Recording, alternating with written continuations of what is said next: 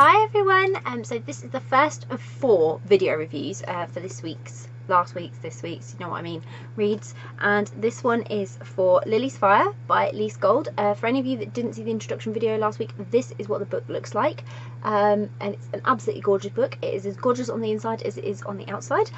I will pop a link in the description if you want to go and grab a copy, and if you would like to check out my Goodreads review, it's just in the bio under the video on YouTube, or if you're on Facebook, it's a little bit further down the page.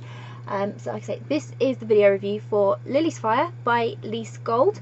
What can I say about Lily's Fire? I mean, I really enjoyed it. It's actually Lise's debut novel. She has written more since, but this was her first one, and this is the one she gave it to me at Elcon as a review copy, and I was really excited to just find out what it was about, because the cover didn't allude to too much other than that it might be about a character called Lily.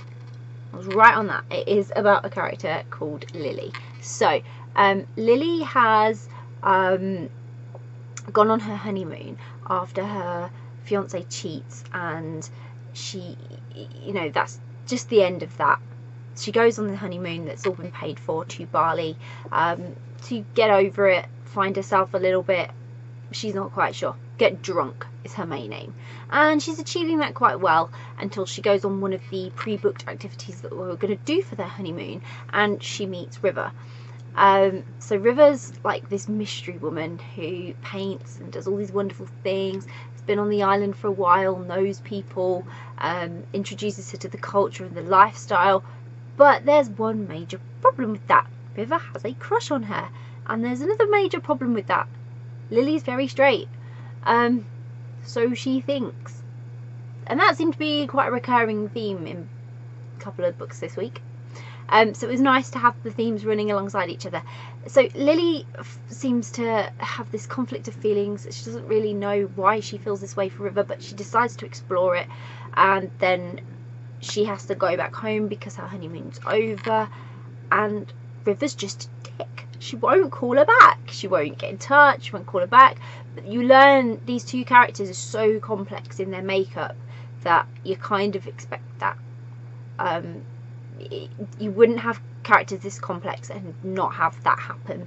And so for me, I just loved River more as a character, because she did play to everything that I thought she probably would, and it gave me a sense of watching her develop as a character and come out of herself to get to where they end up at the end of the book, which is like amazing. It's just amazing.